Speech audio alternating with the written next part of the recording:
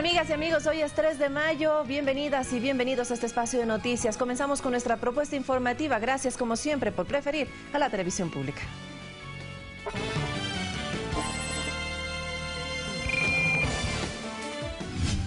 Se desarrollan reuniones dentro del proceso de la transición gubernamental. Se promoverán encuentros por sectores. El presidente electo Lenín Moreno asumirá el poder el 24 de mayo. Su gobierno tendrá nuevos desafíos en lo político, social y económico. 20 países en el mundo reconocen los avances alcanzados por Ecuador en materia de derechos humanos. En lo internacional, la Comunidad de Estados Latinoamericanos y Caribeños, CELAC, respalda al gobierno de Venezuela en la búsqueda de la paz.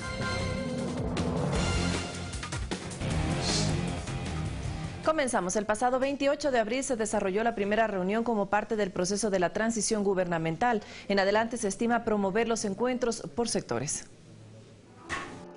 En el encuentro que se desarrolló en el Salón de Presidentes del Palacio de Gobierno, se entregó al equipo técnico del presidente electo Lenín Moreno los 3 libros que recopilan toda la información relacionada con la función ejecutiva. Hasta el 24 de mayo inicia una segunda etapa en la que se entregará no solo toda la información que estamos entregando hoy, sino seguramente tendremos reuniones de trabajo, reuniones técnicas, para poder hacer todas las explicaciones, aclaraciones pertinentes. Es la primera vez desde el retorno a la democracia que el país verá un proceso ordenado de transición. Es histórico en la medida que estamos hablando del mismo proyecto político. Y eso también plantea algunos desafíos en el mediano plazo. En adelante y hasta el 15 de mayo se planificarán reuniones sectoriales entre los representantes del gobierno entrante y saliente. El cronograma sería ya tener reuniones sectoriales, es decir, por ejemplo, salud que se reúna con su posible equipo entrante y saliente y le dé un estado de situación ya en materia mucho más sectorial. Según Fander Falconi, quien es parte del equipo técnico del presidente electo Lenín Moreno, lo primordial será poner en marcha el cumplimiento pleno de las ofertas de campaña. Estuvo centrado en mejorar las condiciones de vida en general del país, alrededor del trabajo, alrededor de los temas educativos. Se habló de crear nuevas universidades, especialmente en la parte técnica y tecnológica, de un ambicioso programa de vivienda. Sobre la conformación del gabinete ministerial del próximo gobierno, se ratifica que eso lo dará a conocer el presidente electo pocos días antes de asumir el poder. Alexis Moncayo, Ecuador TV. El presidente electo Lenín Moreno asumirá el poder el próximo 24 de mayo. En lo político, social y económico, su gobierno deberá asumir nuevos desafíos. En materia económica, si bien el país se encuentra en una fase de recuperación, para el analista Víctor Hugo Villacrés, las políticas deberán girar en torno a 3 temas fundamentales. Uno es la reestructuración de la deuda. Lo que se conoce en economía como reperfilar el horizonte de la deuda, que es aumentar el plazo y reducir las tasas de interés. Y los otros 2 son la reducción del déficit fiscal, haciendo más eficiente la recaudación tributaria y la generación de empleo, traducida en un franco crecimiento económico. Buscar que el déficit fiscal sea lo menor posible, y en ese sentido pues obviamente va a tener que trabajar en reducción del tamaño del Estado, probablemente fusión de algunos ministerios. En materia política, para el sociólogo David Chávez será fundamental el rol que jueguen los alfiles de país en el escenario legislativo, pues si bien cuentan con mayoría absoluta, no es igual a la mayoría calificada de 100 curules que al bloque de gobierno le permitió viabilizar la aprobación de las enmiendas constitucionales. Y esto va a obligar a que la gente más hábil de Alianza País y del partido en general, en cuanto a hacer movidas políticas, jugadas políticas, etcétera, va a tener que mostrar sus capacidades en la Asamblea. En otro aspecto, dice Chávez, el que Moreno busque imponer un estilo distinto al del actual presidente es algo más bien superficial. Uno de los debates que hay que tener después es si tras esta idea de que el cambio de estilo era necesario, se esconde o puede esconderse un cambio de proyecto, es decir, o algunas modificaciones significativas al proyecto político. Alexis Moncayo, Ecuador TV. El Consejo Nacional Electoral entregó las credenciales a los asambleístas electos de la provincia de Manabí. El movimiento Alianza País Unidad Primero obtuvo una mayoría de legisladores. Mariano Zambrano Vera, Carla Cadena, Carlos Berman, Teresa Benavides, Rafael Quijije, Ricardo Zambrano, Karina Arteaga, Daniel Mendoza, y Tangi Vera recibieron junto a sus respectivos alternos las credenciales como asambleístas provinciales de Manabí para el periodo 2017-2021. Con entusiasmo, los nuevos legisladores hablaron de sus objetivos. Trabajar por la productividad, trabajar por el progreso, trabajar por la equidad y continuar con este proceso de estos 10 años que han sido maravillosos para el país. El escalafón docente para los maestros que vamos a potenciar a través de conversaciones que ya hemos realizado con nuestros equipos de compañeros y compañeras asambleístas. Esta curul es de la provincia de Manabí y bueno, mi principal proyecto se basa en elaborar una ley para el fomento de la agricultura, la ganadería y la pesca. Ahora su nombre para una vicepresidencia. Efectivamente, el bloque analizó y Dios mediante sería esa la oportunidad de que un manabista esté al frente de la vicepresidencia de la Asamblea Nacional. El presidente del Consejo Nacional Electoral ratificó la transparencia del proceso del 19 de febrero y también de la segunda vuelta electoral. Yo he dicho claramente que si aquí ha habido un fraude, es un fraude moral, por tantas mentiras y tantas infamias inventadas alrededor del proceso electoral. El CNE terminará la entrega de credenciales de asambleístas el 12 de mayo con los legisladores nacionales y también los representantes al Parlamento andino, mientras que el día 16 de este mes, Lenín Moreno y Jorge Glass recibirán las suyas como presidente y vicepresidente del Ecuador. El actual Pleno Legislativo analiza y debate reformas a distintas leyes, pero recordemos que le quedan cerca de 2 semanas para finalizar su periodo. Varios asambleístas explican cuáles son las normativas que se esperan aprobar en este tiempo.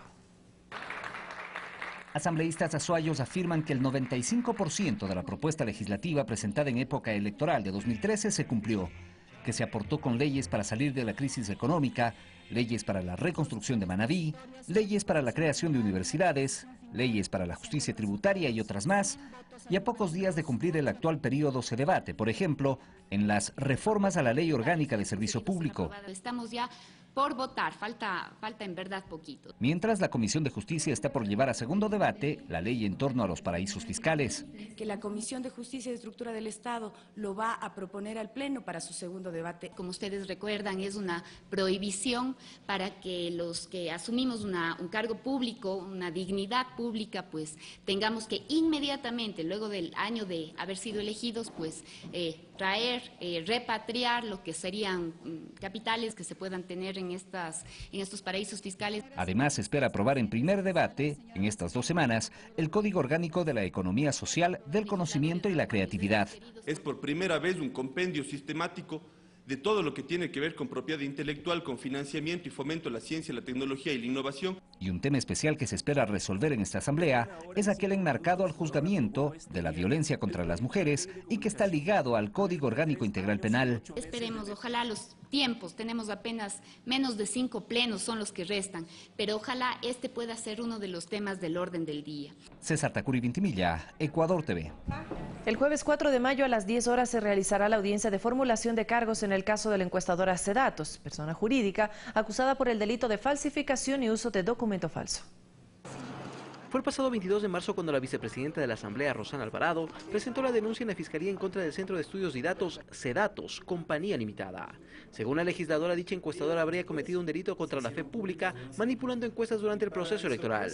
A partir de ahí se han realizado varias diligencias, entre ellas el allanamiento a las oficinas de la empresa, así como la recepción de versiones de varios ciudadanos, entre los que destacan el vicepresidente de Noticias de Coavisa, Alfonso Espinosa de los Monteros, y el propio presidente ejecutivo de Sedatos, Ángel Polibio Córdoba. Las investigaciones en este caso también han sido en torno a los resultados de las encuestas del 24 de febrero anterior, en donde a pesar de que el sondeo establecía una ventaja del entonces candidato presidencial Lenín Moreno, la publicación presentaba como vencedor a Guillermo Lasso. Según la denunciante, además está la relación contractual de Sedatos con la empresa Libercosta, la cual es de propiedad de Fernando Correa Calderón, alto funcionario del Banco de Guayaquil por 13 años, y quien habría cancelado más de $800.000 a la encuestadora. Con todos estos antecedentes, una audiencia de formulación de cargos fue convocada en este caso para el próximo jueves 4 de mayo. Por sorteo, la jueza de garantías penales, María Elena Jara, conocerá la causa en esta etapa procesal. Alex Llanos, Ecuador TV. Mientras que este viernes se retomará la audiencia en contra de Mauro T., ex asesor del alcalde de Quito, la jueza de la Unidad de Garantías Penales evaluará las pruebas presentadas y se pronunciará si será o no llamado a juicio por el presunto delito de defraudación tributaria. Por más de 7 horas continuas se desarrolló la reinstalación de la audiencia preparatoria de juicio en contra de Mauro T., En esta jornada, la fiscal Claudia Romero emitió su dictamen acusatorio en contra del procesado por la omisión de ingresos mantenidos en los años 2014 y 2015. Esto en base a informes del Servicio de Rentas Internas y de la Unidad de Análisis Financiero, conducta que ha sido recurrente desde 2010, indicó la fiscal. El abogado del SRI ratificó que en esos años el empresario recibió ingresos superiores a los 5 millones de dólares que no fueron tributados. Sobre eso, la Administración Tributaria en uso de sus facultades está determinando efectivamente cuál es el valor que le corresponde pagar. De su lado, la defensa de Mauro T., ex asesor político del alcalde de Quito, Mauricio Rodas, aseguró que ese dinero corresponde a ventas de terrenos propiedad de la familia de Mauro T. Hemos manifestado que existe una cuenta en el Banco del Pichincha en el cual el titular de la cuenta aparece como Mauro Terán, pero esa cuenta era administrada por dos de los hermanos de Mauro Terán, y en este sentido el dinero que ingresaba a esa cuenta se distribuía en partes iguales a los 11 hermanos. Efectivamente, la defensa ha aceptado de que ha tenido sus ingresos, sea o no en parte proporcional, pero ha aceptado que ha existido ingresos y que no fueron declarados y pagados en su oportuno momento. La cita se desarrolló en el Complejo Judicial Norte y fue presidida por la jueza de la Unidad de Garantías Penales, María Elena Lara, quien tras escuchar los alegatos suspendió la diligencia para analizar las correspondientes pruebas y convocó para este viernes a una nueva audiencia en la cual tiene previsto anunciar si Mauro T. será o no llamado a juicio. El expediente del caso tiene 65 cuerpos, más de 6.700 fojas. Este caso de defraudación tributaria se procesa según el artículo 298 del Código Orgánico Integral Penal, que determina una pena de hasta 7 años de cárcel. Olga Velasco, Ecuador TV. En el caso Petroecuador, 4 procesados fueron llamados a juicio, entre ellos Carlos Pelle y Mario C., exgerentes de la institución. A estas personas se les acusa por el presunto delito de delincuencia organizada, desde la cual se presume se conformó un sistema de asignación de contratos a cambio de coimas. Un nuevo proceso enfrenta a Carlos Pelle, exgerente de Petroecuador, quien anteriormente fue sentenciado a 5 años de prisión por cohecho. El procesado presuntamente formaba parte de una red para favorecer a ciertas empresas con contratos en la repotenciación de la refinería de Esmeraldas a cambio de fuertes sumas de dinero. Es así que este martes, acogiendo el pedido de Fiscalía, el juez Patricio Baño de la Unidad de Garantías Penales llamó además a juicio a Marco C., también exgerente de Petroecuador, Diego T. y Arturo E. por el presunto delito de delincuencia organizada. En la audiencia se señaló que de acuerdo al informe de asistencia penal de Panamá y la Unidad de Análisis Financiero, se realizaron transferencias desde las empresas Girbra de propiedad de Alex B. hacia las empresas offshore Kilkenny Bahamas, SCART y Capaya. La cifra que se maneja es de más de $1 millón por coimas. Los abogados de los acusados, quienes rechazaron nuevamente los argumentos, deberán desvirtuar las acusaciones de la Fiscalía. Yo le puedo decir de manera categórica que el ingeniero Calopiña no tiene ninguna sola cuenta en ninguna empresa en el extranjero, y eso nosotros lo vamos a tener que probar en el juicio. Lo que planteamos fue que no se había podido demostrar, 1, el motivo de las transferencias, y 2,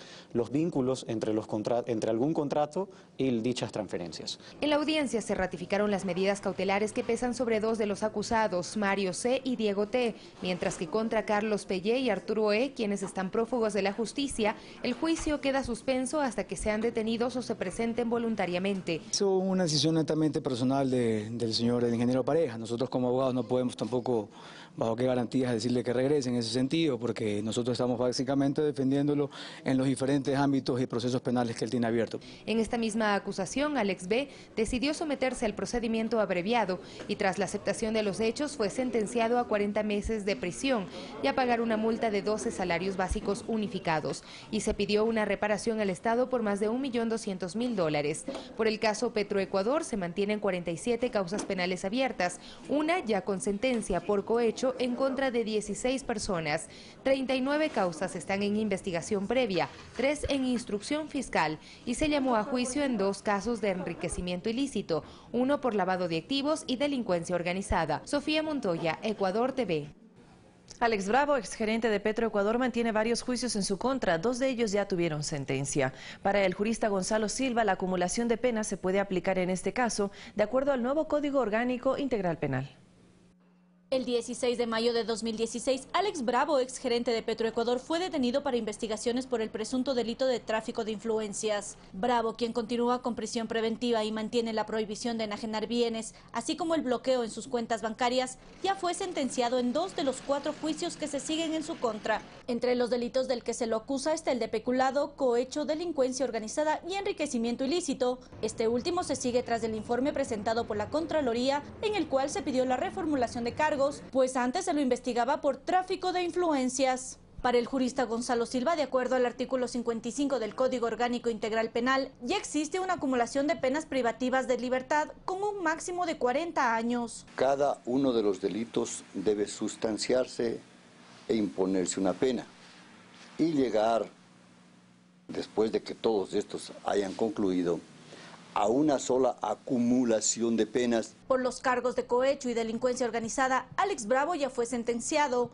Por el primer delito en febrero anterior, fue condenado a 5 años de prisión, así como al pago de $2.5 millones a la petrolera estatal. Mientras que en abril recibió la pena de 40 meses de cárcel por el delito de delincuencia organizada. Allí el juez de garantías penales, Patricio Baño, fijó el pago de $1.298.520 a Petroecuador como medida de reparación integral.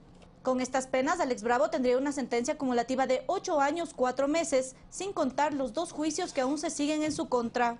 El de enriquecimiento ilícito, que de acuerdo al artículo 279 del COIP, la pena máxima es de 10 años de prisión, mientras que el peculado es sancionado con una pena de hasta 13 años, según el artículo 278 del mismo código. Ivana Paredes, Ecuador TV.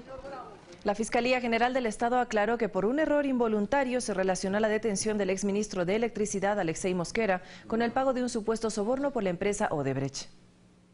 Tras la detención de Alexei Mosquera el pasado 21 de abril en Quito, la Fiscalía informó que la aprehensión se dio luego de recibir la declaración del exfuncionario de la compañía brasileña Odebrecht, Rodrigo Tacla, quien se encuentra detenido en España. Según la Fiscalía ecuatoriana, Tacla habría manifestado que Odebrecht entregó $1 millón a Alexei Mosquera, exministro de Electricidad, con el objetivo de agilizar el trámite relacionado con la construcción de la hidroeléctrica Toachi-Pilatón. Sin embargo, este domingo dicha afirmación fue rectificada por la propia Fiscalía. En un comunicado de prensa, la institución asegura: en la versión, Tacla menciona sobre la entrega de $1 millón, pero aclaramos que no señala el nombre del proyecto. El pago de Odebrecht a Alexei Mosquera se habría realizado en el año 2011, mientras que su gestión como ministro de Estado fue entre el 2007 y el 2009. Mosquera, quien se encuentra con prisión preventiva, es investigado por un posible delito de lavado de activos. Rodrigo Galvez, Ecuador TV. Y varios mensajes publicó a través de su cuenta de Twitter el presidente Rafael Correa sobre la vinculación de Alexei Mosquera con el caso Odebrecht. Revisemos de inmediato lo que escribió el primer mandatario. La Fiscalía rectificó y me dio la razón. Jamás la declaración de Tacla, funcionario de Odebrecht en España, habló de Toachi-Pilatón. Por decir esta verdad, la prensa corrupta ya está haciendo un framing de que se está ocultando algo. Lo único que se busca es objetividad, argumentos, no opiniones. A. Mosquera fue subsecretario de Electricidad de Alberto Acosta y subió a ministro del nuevo Ministerio de Electricidad recomendado por Acosta cuando este fue a la Constituyente. Fue ministro de junio de 2007 a julio de 2009. Toachi-Pilatón en ese entonces era del Consejo Provincial de Pichincha. Fue el prefecto, no el ministro, quien firma en diciembre de 2007 con Odebrecht y se dio por terminado el contrato en enero 2009, cuando la empresa fue expulsada del país. Si Odebrecht pagó coimas, fue un fracaso total. Nosotros siempre hemos defendido los intereses del país. Los depósitos a Mosquera, encontrados por Fiscalía, son de febrero de 2011. Por eso el caso de Fiscalía es por lavado de activos, ya que es imposible hasta ahora hablar de coimas. Pero la locura colectiva quiere torturar los hechos. Pero es antiético que se reciba una suma así, incluso años después de ser ministro, porque siempre se tiene información privilegiada. De igual manera, es antiético depositar en paraísos fiscales, y es ilegal no declarar esos ingresos. Hay que seguir investigando. Si Mosquera recibió pagos como ministro o luego de ser ministro por hacer favores, mientras se encontraba en funciones, que reciba todo el peso de la ley, pero con pruebas. Si queremos una verdadera lucha contra la corrupción, a ser serios y objetivos. Sed de justicia, no de venganza, por parte de aquellos que odian al gobierno y buscan justificativos para odiar. Somos nosotros el gobierno de la honestidad, no los que siempre saquearon al país. Hasta la victoria siempre. 6 de la mañana con 50 minutos. En otro tema, más de 20 países en el mundo reconocieron los avances alcanzados por Ecuador en materia de derechos humanos. Nuestro país presentó así su examen periódico ante el Consejo de Derechos Humanos de las Naciones Unidas en Ginebra, Suiza. El informe ecuatoriano estuvo resumido en 20 páginas, las cuales fueron presentadas por el ministro de Relaciones Exteriores, Guillaume Long, ante el Consejo de Derechos Humanos de la ONU. Ahí, por ejemplo, se mostró con cifras los avances en derechos sociales, los cuales han permitido reducir la pobreza multidimensional. Se redujo en un tercio, pasando de 27,2% a 16,9%, como resultado de la garantía de acceso a empleo, educación, seguridad social, agua y vivienda digna, entre otros derechos. Para el secretario de Estado, la clave en la obtención de estas cifras se basa en la toma de decisiones que beneficien a más ciudadanos, permitiendo así mayores oportunidades de desarrollo. Hemos puesto fin a la tercerización laboral y combatido el trabajo infantil. Hemos regulado la afiliación obligatoria a la seguridad social para todos los trabajadores y trabajadoras. No obstante, la presentación ecuatoriana incluyó otro tipo de derechos, como son los civiles. Ahí, por ejemplo, se destacó cómo se ha logrado una mayor democratización en comunicación, respetando la libertad de expresión y la libertad de prensa. No existen periodistas detenidos o medios de comunicación cerrados por expresar sus opiniones. El mejoramiento de la seguridad, por su parte, fue destacado por el ministro César Navas, para quien la reducción de varios delitos es la muestra palpable de dicha consecución. En el 2006, de 19 homicidios y asesinatos por cada 100.000 habitantes a 5.6 homicidios y asesinatos por cada 100.000 habitantes en el 2016. Aunque otro punto que recibió reconocimientos y observaciones fue el mejoramiento del sistema judicial del Ecuador, el cual ahora permite no solo mayor acceso, sino también estar en manos de jueces que llegaron por concurso de méritos. Y que cuentan con legitimidad social al existir un espacio real de participación de la ciudadanía en su selección. Son varios de los aspectos que han permitido que algunas naciones consideren al Ecuador como los países con mayores avances en derechos humanos durante los últimos años. Alex Llanos, Ecuador TV. El vicepresidente de la República, Jorge Glass, expuso la rendición de cuentas del primer año de la reconstrucción y reactivación productiva de las provincias de Manabí y Esmeraldas, afectadas por el terremoto del 16 de abril de 2016. Esa decisión política, desde el inicio, de nuestro presidente, con un claro liderazgo, de decirle al pueblo ecuatoriano, tenemos que reconstruir. Aquí nadie está solo. Y para reconstruir requerimos dinero, requerimos recursos. Y esos recursos los vamos a aportar todos. Y envió la Ley de Solidaridad para la reconstrucción y recuperación de los damnificados del terremoto del 16 de abril del 2016. Ley cuyo ponente fue Carlos Berman, asambleísta reelecto por la provincia de Manabí. Para poder hablar con claridad ante nuestro pueblo, sí, vamos a planificar la reconstrucción. Hubo una estimación inicial de al menos 3.300 millones de dólares, y digo al menos, porque claramente va a costar más la reconstrucción. Claro que ahí hay presupuestos de inversiones privadas que tendrán que ser financiados por el sector privado, pero por supuesto que va a costar más que 3.300 millones de dólares. Porque hay cosas que antes no existían, los hospitales, escuelas del milenio. Queda claro que donde se vino abajo una escuelita maltrecha, no vamos a volver a construir una escuela maltrecha. O rehabilitando el sistema de agua potable de Pedernales, que era agua entubada, no vamos a volver a construirlo con agua entubada.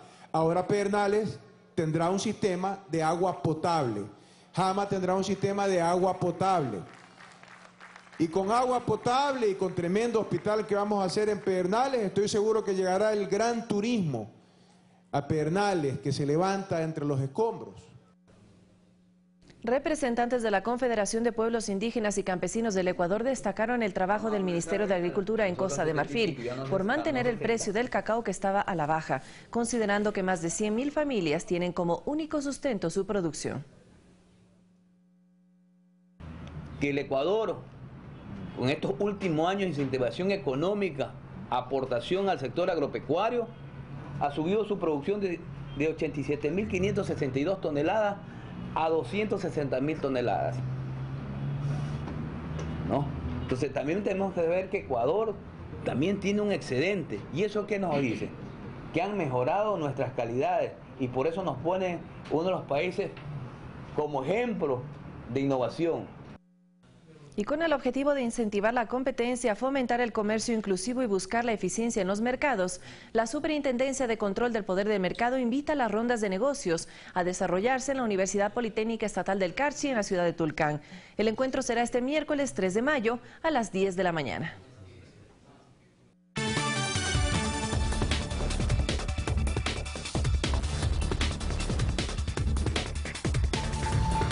Y de inmediato revisamos lo más importante del acontecer internacional. Le contamos de inmediato que se realizó en El Salvador la reunión extraordinaria de cancilleres de la Comunidad de Estados Latinoamericanos y Caribeños CELAC, solicitada por Venezuela. En la cita se abordaron los ataques contra el orden constitucional en el país, promovidos por la derecha e instigada desde el extranjero. Argentina y Panamá no enviaron a sus representantes.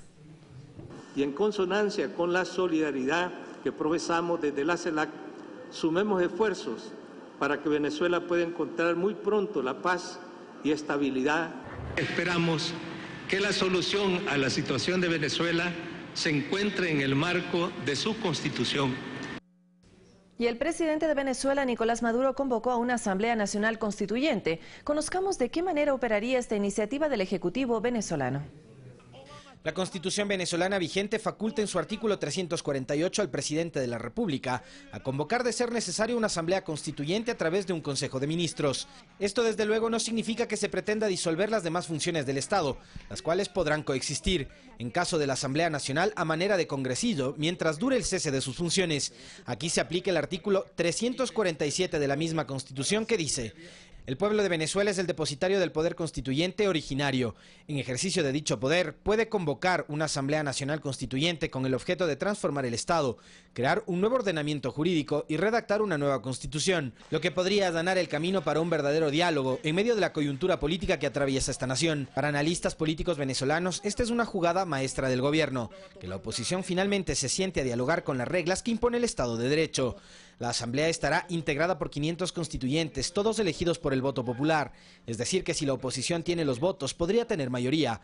Este mecanismo democrático, para los analistas, deslegitima el discurso de que Venezuela vive en dictadura, pues la constituyente se convierte en un escenario más amplio y propicio para el diálogo entre las partes, donde debe primar el avance en materia de derechos y la profundización del modelo democrático.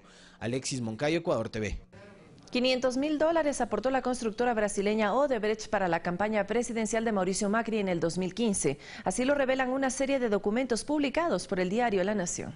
Esta donación de Odebrecht se oficializó a través de una de sus empresas, Braskem S.A., que depositó el dinero para cubrir los cubiertos de una mesa completa en una cena de recaudación organizada por Cambiemos, una coalición que llevó a Mauricio Macri al poder. Según publicaciones de diario La Nación, el apoderado de PRO y actual asesor presidencial José Torrelio indicó que la donación es totalmente legal y es una más de entre los 2.000 empresarios que acudieron a la cena. La campaña del entonces candidato Macri recibió $500.000, aporte que figura en el balance de PRO de 2015. No es la primera vez que se vincula a Macri con el escándalo de corrupción de la empresa brasileña. A principios de este año, uno de sus amigos personales, Gustavo Arribas, fue acusado de recibir 5 transferencias de $600.000 desde una cuenta en un paraíso fiscal que Odebrecht utilizaba habitualmente para pagar coimas, algo que Macri no pudo justificar. Bueno, no entiendo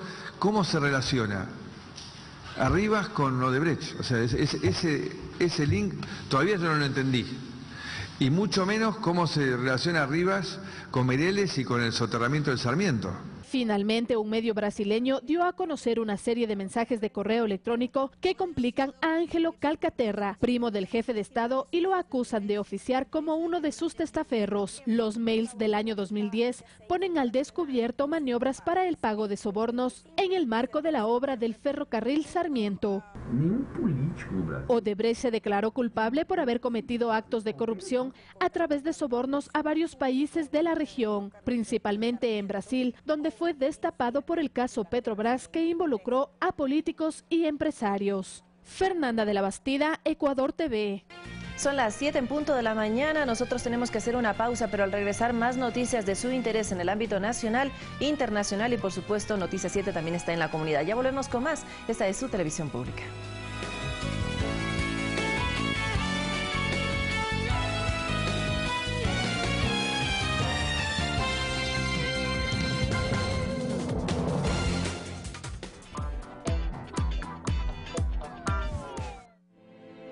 Pichincha, una provincia, 8 cantones, diversidad de climas, sublimes paisajes, lugares mágicos y gente amable.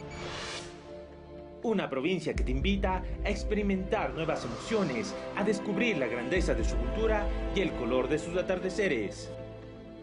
Ahora, la voz de su gente, Pichincha Informa. Todos los jueves por Ecuador TV a las 8:30 de la mañana. Y su reprise todos los sábados a las 14 horas.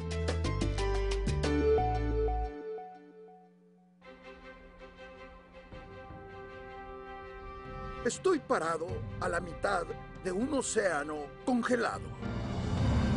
Pero es probable que pronto algo importante vaya a suceder aquí en el Polo Norte. El Ártico y la Antártida están cambiando. Enormes masas de hielo que han estado congeladas por miles de años están rompiéndose y derritiéndose. La BBC nos trae Planeta de Hielo. Hoy, 20 horas. La nueva Asamblea Nacional de Puertas Abiertas incentiva la participación ciudadana y recoge los aportes de todos los rincones de la patria para fortalecer la legislación en el Ecuador. 500,000 de ciudadanos han participado en socializaciones, audiencias y consultas prelegislativas de leyes. La asamblea de hoy es referente de transparencia a escala regional, con el 49%, superando el promedio de América Latina, que alcanza el 40%. Somos una nueva asamblea que trabaja con y para el pueblo ecuatoriano. Asamblea Nacional, contigo de ley.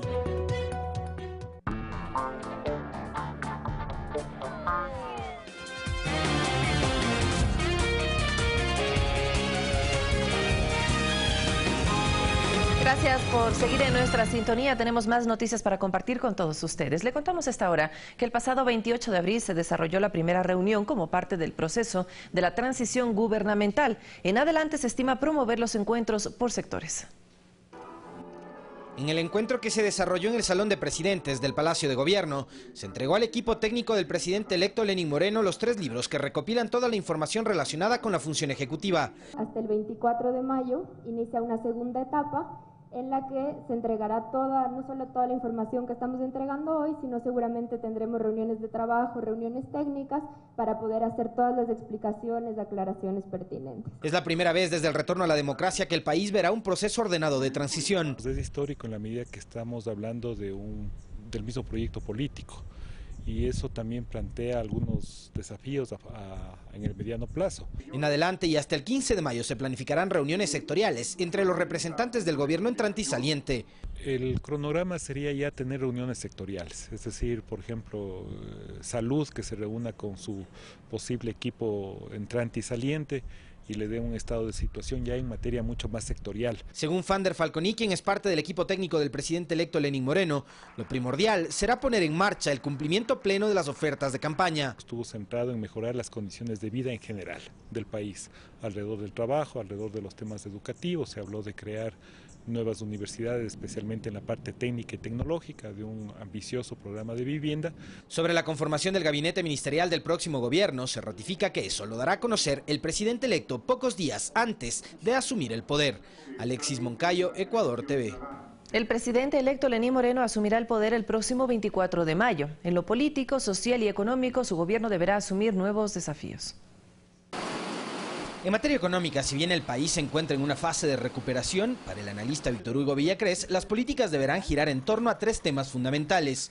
Uno es la reestructuración de la deuda. Lo que se conoce en economía como reperfilar el horizonte de la deuda, que es aumentar el plazo y reducir las tasas de interés. Y los otros 2 son la reducción del déficit fiscal, haciendo más eficiente la recaudación tributaria y la generación de empleo, traducida en un franco crecimiento económico. Buscar que el déficit fiscal sea lo menor posible, y en ese sentido pues obviamente va a tener que trabajar en reducción del tamaño del Estado, probablemente fusión de algunos ministerios. En materia política, para el sociólogo David Chávez será fundamental el rol que jueguen los alfiles de país en el escenario legislativo, pues si bien cuentan con mayoría absoluta, no es igual a la mayoría calificada de 100 curules que al bloque de gobierno le permitió viabilizar la aprobación de las enmiendas constitucionales. Y esto va a obligar a que la gente más hábil de Alianza País y del partido en general, en cuanto a hacer movidas políticas, jugadas políticas, etcétera, va a tener que mostrar sus capacidades en la Asamblea.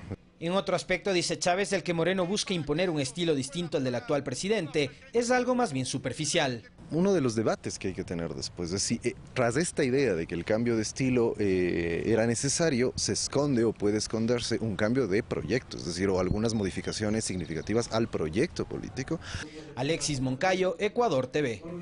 El Consejo Nacional Electoral entregó las credenciales a los asambleístas electos de la provincia de Manabí. El movimiento Alianza País Unidad Primero obtuvo una mayoría de legisladores. Mariano Zambrano Vera, Carla Cadena, Carlos Berman, Teresa Benavides, Rafael Quijije, Ricardo Zambrano, Karina Arteaga, Daniel Mendoza y Tangi Vera recibieron junto a sus respectivos alternos las credenciales como asambleístas provinciales de Manabí para el periodo 2017-2021. Con entusiasmo, los nuevos legisladores hablaron de sus objetivos. Trabajar por la productividad, trabajar por el progreso, trabajar por la equidad y continuar con este proceso de estos 10 años que han sido maravillosos para el país. El escalafón docente para los maestros que vamos a potenciar a través de conversaciones que ya hemos realizado con nuestros equipos de compañeros y compañeras asambleístas. Este curul es de la provincia de Manabí y bueno, mi principal proyecto se basa en elaborar una ley para el fomento de la agricultura, la ganadería y la pesca. Ahora su nombre para una vicepresidencia. Efectivamente, el bloque analizó y Dios mediante sería esa la oportunidad de que un manabista esté al frente de la vicepresidencia de la Asamblea Nacional. El presidente del Consejo Nacional Electoral ratificó la transparencia del proceso del 19 de febrero y también de la segunda vuelta electoral. Yo he dicho claramente que si aquí ha habido un fraude, es un fraude moral, por tantas mentiras y tantas infamias inventadas alrededor del proceso electoral. El CNE terminará la entrega de credenciales de asambleístas el 12 de mayo con los legisladores nacionales y también los representantes al Parlamento andino, mientras que el día 16 de este mes, Lenín Moreno y Jorge Glass recibirán las suyas como presidente y vicepresidente del Ecuador. El actual Pleno Legislativo analiza y debate reformas a distintas leyes. Recordemos que le quedan cerca de 2 semanas para finalizar su periodo. Varios asambleístas explican cuáles son las normativas que se esperan aprobar en este tiempo. Asambleístas azuayos afirman que el 95% de la propuesta legislativa presentada en época electoral de 2013 se cumplió, que se aportó con leyes para salir de la crisis económica, leyes para la reconstrucción de Manabí, leyes para la creación de universidades, leyes para la justicia tributaria y otras más, y a pocos días de cumplir el actual periodo se debate, por ejemplo, en las reformas a la Ley Orgánica de Servicio Público. Estamos ya por votar, falta en verdad poquito. Mientras la Comisión de Justicia está por llevar a segundo debate la ley en torno a los paraísos fiscales. Que la Comisión de Justicia y Estructura del Estado lo va a proponer al Pleno para su segundo debate. Como ustedes recuerdan, es una prohibición para que los que asumimos un cargo público, una dignidad pública, pues tengamos que inmediatamente, luego del año de haber sido elegidos, pues repatriar lo que serían capitales que se puedan tener en en estos paraísos fiscales. Además, se espera aprobar en primer debate, en estas 2 semanas, el Código Orgánico de la Economía Social, del Conocimiento y la Creatividad. Es por primera vez un compendio sistemático de todo lo que tiene que ver con propiedad intelectual, con financiamiento y fomento de la ciencia, la tecnología y la innovación. Y un tema especial que se espera resolver en esta asamblea es aquel enmarcado al juzgamiento de la violencia contra las mujeres y que está ligado al Código Orgánico Integral Penal. Esperemos, ojalá los tiempos, tenemos apenas menos de 5 plenos son los que restan, pero ojalá este pueda ser uno de los temas del orden del día. César Tacuri Vintimilla, Ecuador TV. El jueves 4 de mayo a las 10 horas se realizará la audiencia de formulación de cargos en el caso de la encuestadora Sedatos, persona jurídica acusada por el delito de falsificación y uso de documento falso. Fue el pasado 22 de marzo cuando la vicepresidenta de la Asamblea, Rosana Alvarado, presentó la denuncia en la Fiscalía en contra del Centro de Estudios y Datos Sedatos, Compañía Limitada. Según la legisladora, dicha encuestadora habría cometido un delito contra la fe pública manipulando encuestas durante el proceso electoral. A partir de ahí se han realizado varias diligencias, entre ellas el allanamiento a las oficinas de la empresa, así como la recepción de versiones de varios ciudadanos, entre los que destacan el vicepresidente de Noticias de Coavisa, Alfonso Espinosa de los Monteros, y el propio presidente ejecutivo de Sedatos, Ángel Polibio Córdoba. Las investigaciones en este caso también han sido en torno a los resultados de las encuestas del 24 de febrero anterior, en donde a pesar de que el sondeo establecía una ventaja del entonces candidato presidencial Lenín Moreno, la publicación presentaba como vencedor a Guillermo Lasso. Según la denunciante, además está la relación contractual de Sedatos con la empresa Libercosta, la cual es de propiedad de Fernando Correa Calderón, alto funcionario del Banco de Guayaquil por 13 años, y quien habría cancelado más de $800.000 a la encuestadora. Con todos estos antecedentes, una audiencia de formulación de cargos fue convocada en este caso para el próximo jueves 4 de mayo. Por sorteo, la jueza de garantías penales, María Elena Jara, conocerá la causa en esta etapa procesal. Alex Llanos, Ecuador TV. Mientras que el viernes se retomará la audiencia en contra de Mauro T., ex asesor del alcalde de Quito. La jueza de la Unidad de Garantías Penales evaluará las pruebas presentadas y se pronunciará si será o no llamado a juicio por el presunto delito de defraudación tributaria. Por más de 7 horas continuas se desarrolló la reinstalación de la audiencia preparatoria de juicio en contra de Mauro T. En esta jornada, la fiscal Claudia Romero emitió su dictamen acusatorio en contra del procesado por la omisión de ingresos mantenidos en los años 2014 y 2015. Esto en base a informes del Servicio de Rentas Internas y de la Unidad de Análisis Financiero, conducta que ha sido recurrente desde 2010, indicó la fiscal.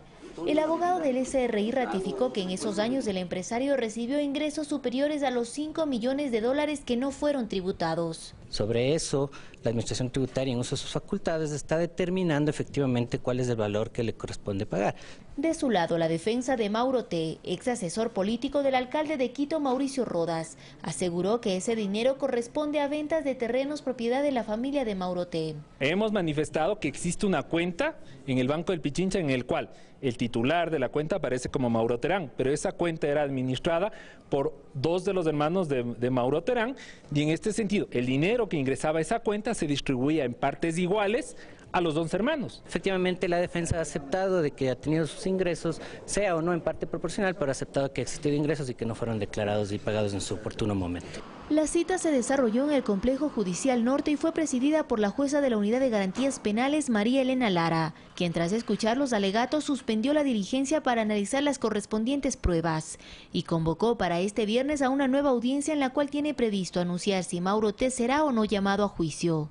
El expediente del caso tiene 65 cuerpos, más de 6.700 fojas.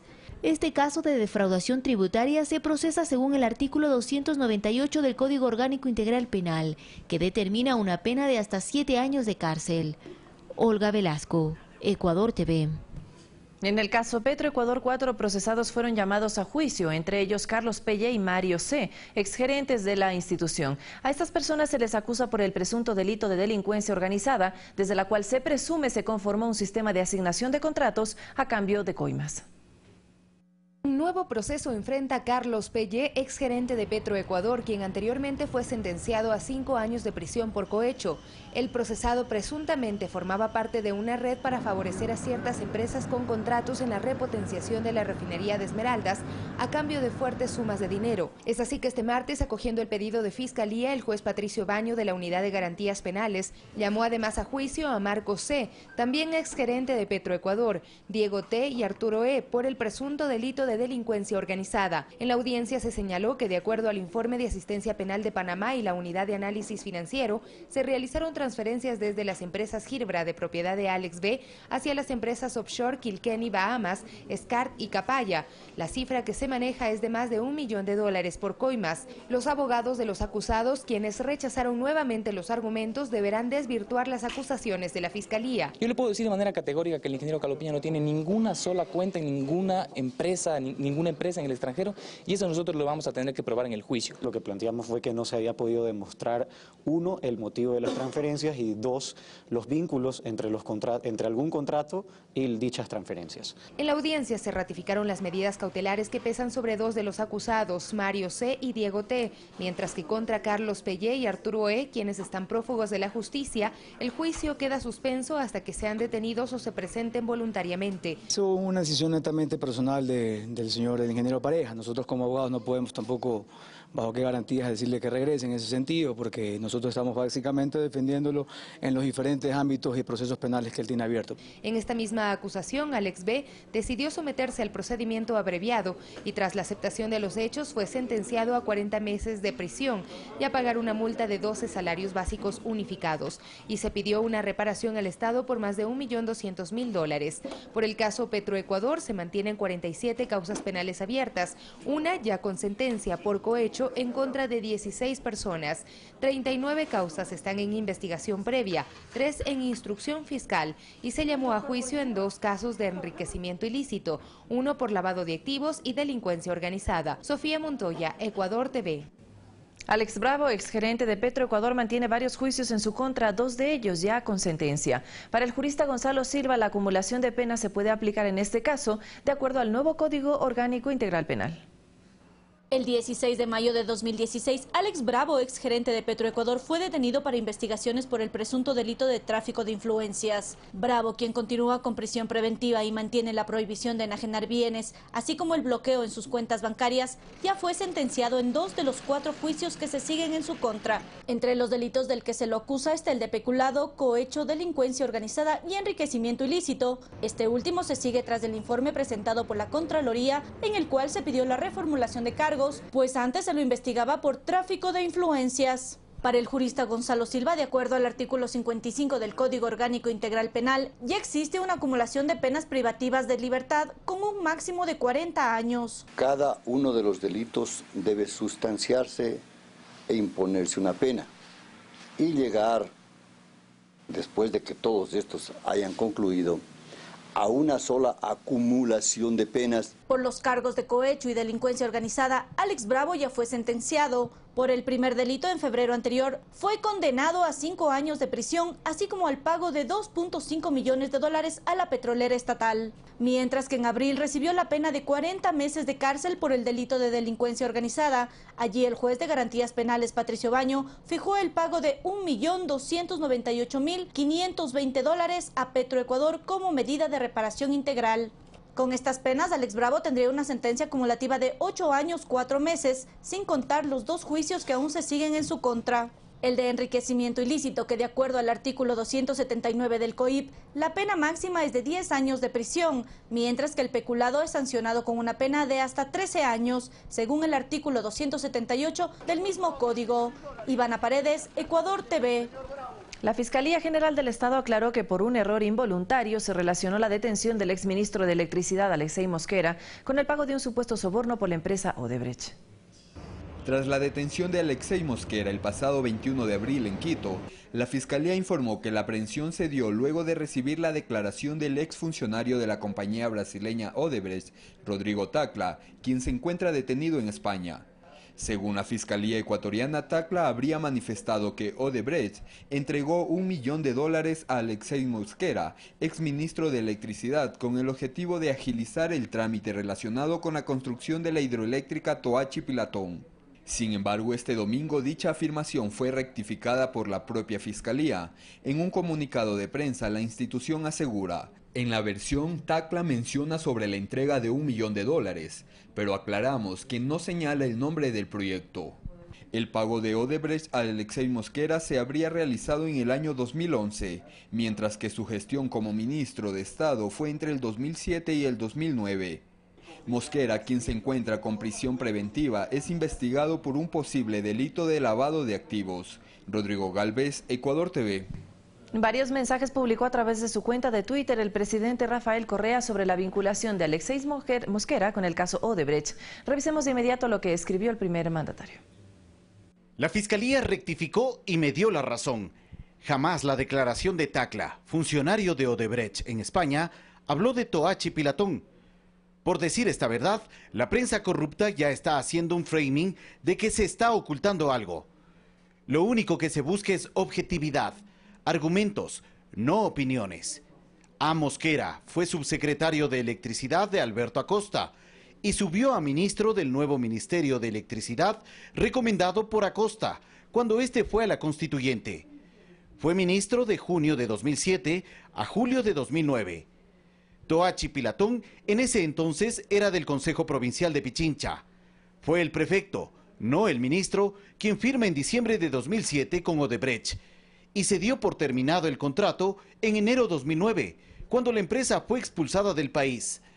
Si Odebrecht pagó coimas, fue un fracaso total. Nosotros siempre hemos defendido los intereses del país. Los depósitos a Mosquera, encontrados por Fiscalía, son de febrero de 2011. Por eso el caso de Fiscalía es por lavado de activos, ya que es imposible hasta ahora hablar de coimas. Pero la locura colectiva quiere torturar los hechos. Pero es antiético que se reciba una suma así, incluso años después de ser ministro, porque siempre se tiene información privilegiada. De igual manera, es antiético depositar en paraísos fiscales y es ilegal no declarar esos ingresos. Hay que seguir investigando. Si Mosquera recibió pagos como ministro o luego de ser ministro por hacer favores mientras se encontraba en funciones, que reciba todo el peso de la ley, pero con pruebas. Si queremos una verdadera lucha contra la corrupción, a ser serios y objetivos. Sed de justicia, no de venganza, por parte de aquellos que odian al gobierno y buscan justificativos para odiar. Somos nosotros el gobierno de la honestidad, no los que siempre saquearon al país. Hasta la victoria siempre. En otro tema, más de 20 países en el mundo reconocieron los avances alcanzados por Ecuador en materia de derechos humanos. Nuestro país presentó así su examen periódico ante el Consejo de Derechos Humanos de las Naciones Unidas en Ginebra, Suiza. El informe ecuatoriano estuvo resumido en 20 páginas, las cuales fueron presentadas por el ministro de Relaciones Exteriores, Guillaume Long, ante el Consejo de Derechos Humanos de la ONU. Ahí, por ejemplo, se mostró con cifras los avances en derechos sociales, los cuales han permitido reducir la pobreza multidimensional. Se redujo en un tercio, pasando de 27,2% a 16,9% como resultado de la garantía de acceso a empleo, educación, seguridad social, agua y vivienda digna, entre otros derechos. Para el secretario de Estado, la clave en la obtención de estas cifras se basa en la toma de decisiones que beneficien a más ciudadanos, permitiendo así mayores oportunidades de desarrollo. Hemos puesto fin a la tercerización laboral y combatido el trabajo infantil. Hemos regulado la afiliación obligatoria a la seguridad social para todos los trabajadores y trabajadoras. No obstante, la presentación ecuatoriana incluyó otro tipo de derechos, como son los civiles. Ahí, por ejemplo, se destacó cómo se ha logrado una mayor democratización en comunicación, respetando la libertad de expresión y la libertad de prensa. No existen periodistas detenidos o medios de comunicación cerrados por expresar sus opiniones. El mejoramiento de la seguridad, por su parte, fue destacado por el ministro César Navas, para quien la reducción de varios delitos es la muestra palpable de dicha consecución. En el 2006, de 19 homicidios y asesinatos por cada 100.000 habitantes a 5.6 homicidios y asesinatos por cada 100.000 habitantes en el 2016. Aunque otro punto que recibió reconocimientos y observaciones fue el mejoramiento del sistema judicial del Ecuador, el cual ahora permite no solo mayor acceso, sino también estar en manos de jueces que llegaron por concurso de méritos. Y que cuentan con legitimidad social al existir un espacio real de participación de la ciudadanía en su selección. Son varios de los aspectos que han permitido que algunas naciones consideren al Ecuador como los países con mayores avances en derechos humanos durante los últimos años. Alex Llanos, Ecuador TV. Tras un año del terremoto, el gobierno ha ejecutado 2.400 millones de dólares en obras de la reconstrucción. Esto fue expuesto durante la rendición de cuentas que en Puerto Viejo, capital de la provincia, dieron la noche del martes el vicepresidente de la República, Jorge Glass, y el secretario del Comité de la Reconstrucción, Carlos Bernal. 22.000 viviendas entregadas, 157 unidades educativas en construcción, 87 kilómetros de vías intervenidas, 17 proyectos de saneamiento y agua potable y 1.522 familias que ya han dejado los albergues. Son algunas de las cifras que se expusieron en la rendición de cuentas del Comité de la Reconstrucción para las zonas afectadas por el terremoto en Manabí y parte de Esmeraldas. Podemos saber que existe una planificación presupuestaria por 3.636 millones de dólares. La asignación, que no es lo mismo que la planificación presupuestaria, alcanza al día de hoy 2.400 millones de dólares. El vicepresidente de la República, Jorge Glass, resaltó en cambio el trabajo realizado durante el primer año después del 16 de abril. El pueblo manabita y el pueblo esmeraldeño se levantó firme sobre los escombros. Estas imágenes que vemos en las pantallas nos recuerdan la crudeza y la dureza del momento. Quienes resultaron damnificados y asistieron al evento realizado en Puerto Viejo manifestaron su agradecimiento. Muy agradecida del presidente y primeramente a Dios, porque ese día volvimos a nacer. Al gobierno, claro, porque nos ha ayudado y no solamente en eso, nos ha ayudado con unos kits agrícolas. Porque gracias a Dios y al presidente recibidos acá. La fase actual es la reactivación productiva, con más de 50.000 empleos directamente y otros 150.000 indirectamente, generados por las obras de la reconstrucción, además de 253 millones de dólares en créditos otorgados. 7 de la mañana con 26 minutos. Uno de los sectores intervenidos de manera integral para evitar la delincuencia, consumo y microtráfico de droga es Cisne 2 en el suburbio de Guayaquil. Aquí el gobierno nacional, a través de sus diferentes entidades, busca recuperar los espacios públicos. La tarea de control inició hace una semana y a la fecha se reflejan resultados positivos. Se trata de la intervención integral que se ejecuta en el sector de Cisne 2 al suroeste de Guayaquil, noticia que llena de tranquilidad a sus moradores. Estamos agradecidos ya por todo lo que está haciendo en favor de la colectividad y la sociedad. Y esto es bueno para todos, para cada uno de vosotros, porque todos queremos vivir en paz. Que mejore el barrio y que sobre esto nos dejen por lo menos aquí una patrulla, algo para que no estar protegido. A pesar de los esfuerzos que realiza el gobierno nacional para brindar el buen vivir a la ciudadanía, como le establece la Constitución, los habitantes del suburbio del puerto principal piden que a este trabajo se una el Cabildo porteño, pues con más de 20 años de permanencia en el sector, las obras municipales aún se hacen esperar. La misma edad del barrio es que hemos pasado sin alcantarillado, un foco de infección. El municipio también tiene oficinas de aseo de calles, de saneamiento urbano, de obras públicas municipales que podrían sumarse. Combatir la delincuencia y erradicar el consumo y microtráfico de estupefacientes es el objetivo de este trabajo interinstitucional que se desarrolla en cada uno de los subcircuitos de la zona, en el que se requiere también la colaboración de los padres de familia. Tenemos programas como la Misión Cero Drogas para empoderar a los padres de familia y que ellos sean veedores también, en las afueras, dentro de los colegios, y que ellos puedan ser partícipes, puedan ser actores dentro de este proceso de reforzamiento de la seguridad, pero también de atención frente al uso y el consumo y algo muy importante que es la prevención. La Policía Nacional y la Agencia de Tránsito Municipal trabajan de manera conjunta para evitar los asaltos en buses urbanos, controlando que vehículos y motocicletas circulen con la respectiva documentación. Guadalupe Ayoví, Ecuador TV.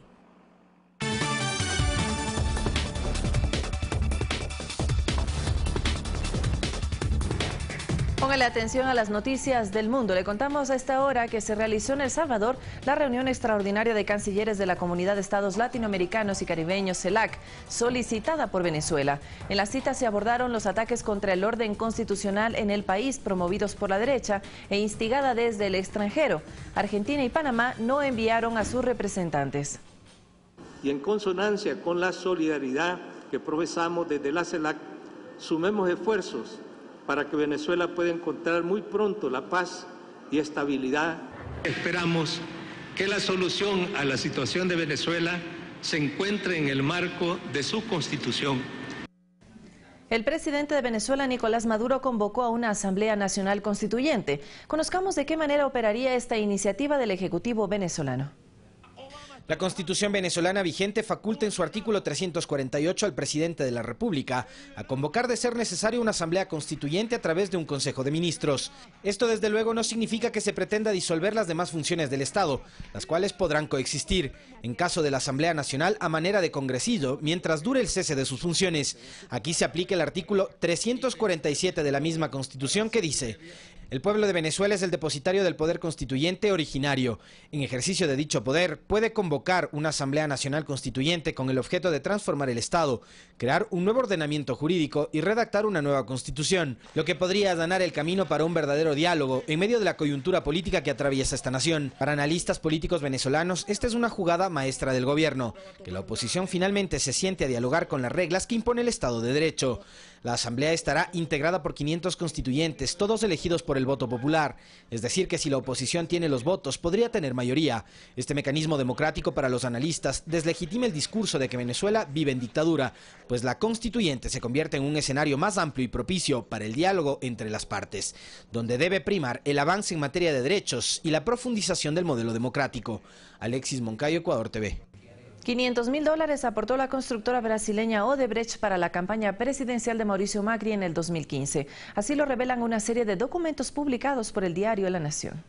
Esta donación de Odebrecht se oficializó a través de una de sus empresas, Braskem S.A., que depositó el dinero para cubrir los cubiertos de una mesa completa en una cena de recaudación organizada por Cambiemos, una coalición que llevó a Mauricio Macri al poder. Según publicaciones de diario La Nación, el apoderado de PRO y actual asesor presidencial José Torrelio indicó que la donación es totalmente legal y es una más de entre los 2.000 empresarios que acudieron a la cena. La campaña del entonces candidato Macri recibió $500.000, aporte que figura en el balance de PRO de 2015. No es la primera vez que se vincula a Macri con el escándalo de corrupción de la empresa brasileña. A principios de este año, uno de sus amigos personales, Gustavo Arribas, fue acusado de recibir 5 transferencias de $600.000 desde una cuenta en un paraíso fiscal que Odebrecht utilizaba habitualmente para pagar coimas, algo que Macri no pudo justificar. Bueno, no entiendo cómo se relaciona Arribas con Odebrecht, o sea, ese link todavía yo no lo entendí. Y mucho menos cómo se relaciona Arribas con Meireles y con el soterramiento del Sarmiento. Finalmente, un medio brasileño dio a conocer una serie de mensajes de correo electrónico que complican a Ángelo Calcaterra, primo del jefe de Estado, y lo acusan de oficiar como uno de sus testaferros. Los mails del año 2010 ponen al descubierto maniobras para el pago de sobornos en el marco de la obra del ferrocarril Sarmiento. Odebrecht se declaró culpable por haber cometido actos de corrupción a través de sobornos a varios países de la región, principalmente en Brasil, donde fue destapado por el caso Petrobras, que involucró a políticos y empresarios. Fernanda de la Bastida, Ecuador TV. Damaso López, alias el licenciado, uno de los cabecillas del cártel de Sinaloa, fue detenido la madrugada de este martes en Ciudad de México, días después de revelarse un video en el que se reunió en un restaurante con un hacker. López fue la mano que abrió la puerta de la cárcel a El Chapo Guzmán en su primera fuga en 2001. Sin embargo, tras la caída de Guzmán Loera y su extradición a Estados Unidos, Damaso López se ha enfrentado hasta con los propios familiares del Chapo para ser el líder de ese cártel. Un ataque a un campo de refugiados en Siria dejó 30 muertos, mientras que el presidente de Estados Unidos, Donald Trump, aseguró tener los fondos para la construcción del muro en la frontera con México. Aquí en nuestro resumen de Noticias del Mundo. El presidente de Estados Unidos, Donald Trump, aseguró que los $1.500 millones en el presupuesto para este año fiscal destinados a seguridad fronteriza es un adelanto para la construcción del muro, a pesar que los fondos serán destinados a otras tareas. El mandatario indicó que el próximo viernes esta iniciativa tendrá los votos suficientes en el Senado. Desde este martes empezó la visita de 3 días a Colombia del Consejo de Seguridad de Naciones Unidas, que incluye la inspección a los campamentos guerrilleros. El objetivo es verificar el cese bilateral del fuego y el proceso de la dejación de armas de las FARC. Hechos violentos se registraron en Río de Janeiro, donde grupos criminales prendieron fuego a varios autobuses en las principales avenidas de la ciudad. 8 vehículos fueron quemados y la policía detuvo a 26 personas. Los medios brasileños atribuyeron los ataques a represalias por operativos de las autoridades contra grupos de narcotraficantes en las favelas. Un ataque del grupo Estado Islámico contra un campamento de refugiados al noreste de Siria dejó más de 30 muertos y decenas de heridos. La mayoría de los fallecidos eran civiles, pero también había refugiados iraquíes. La candidata a la presidencia de Francia, la ultraderechista Marine Le Pen, fue atacada en las redes sociales por copiar fragmentos del discurso del que fue su rival en primera vuelta, el conservador François Fillon. Su director de campaña aseguró que no se trata de plagio, sino de alusiones de forma consciente para demostrar que es una candidata que une a las personas. Un surfista de 22 años fue encontrado a 21 kilómetros de la costa escocesa por un helicóptero del servicio de guardacostas después de 32 horas en el mar con síntomas de hipotermia, pero consciente. El joven fue visto por última vez el lunes por la mañana cuando salió a practicar surf. Fanny Lara, Ecuador TV. 7 de la mañana con 34 minutos, 1 hora menos en territorio insular. Tenemos que hacer una nueva pausa, pero al regresar, más noticias desde Guayaquil con mi compañero Abraham Verduga. Excelente jornada para todos y para todas.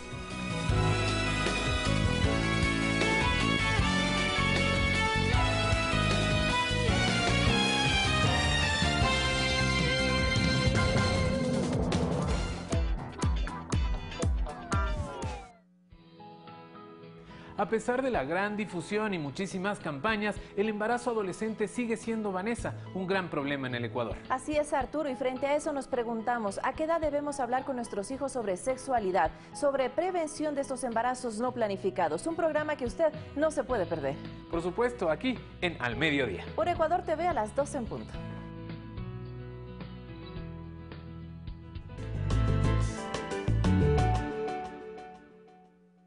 La nueva Asamblea Nacional de Puertas Abiertas incentiva la participación ciudadana y recoge los aportes de todos los rincones de la patria para fortalecer la legislación en el Ecuador. 500,000 de ciudadanos han participado en socializaciones, audiencias y consultas prelegislativas de leyes. La asamblea de hoy es referente de transparencia a escala regional, con el 49%, superando el promedio de América Latina, que alcanza el 40%.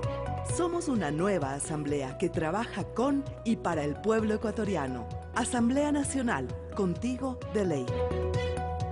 Cuando los recursos de las ciudades se manejan de una manera correcta, no existen límites para el desarrollo urbano de los cantones. Por eso, en la Asociación de Municipalidades del Ecuador lo sabemos y lo asumimos cada día, con la capacitación en la Escuela de Gobernanza, lo cual permite que las entidades municipales administren de mejor manera los recursos, llevando agua a donde más se necesite, fomentando la recreación familiar con áreas verdes y parques recreativos, montando modernos mercados. Es el compromiso de AME, ayudando al fortalecimiento institucional. Los municipios somos la patria. Municipio Cunacá, Mamayacami, Canchi. Asociación de Municipalidades Ecuatorianas. Le invitamos a ver El Otro Lado de, un programa basado en entrevistas a personalidades ecuatorianas que han sido reconocidas a nivel nacional o internacional por su trayectoria, la trascendencia de sus logros y la importancia alcanzada en sus aspectos políticos, deportivos, culturales y sociales. Marco Antonio Bravo nos mostrará la vida detrás de su imagen pública y que casi todos desconocemos. El otro lado que influyó para llegar a ser personalidades representativas del Ecuador. El otro lado de, todos los sábados, 20 horas, por Ecuador TV.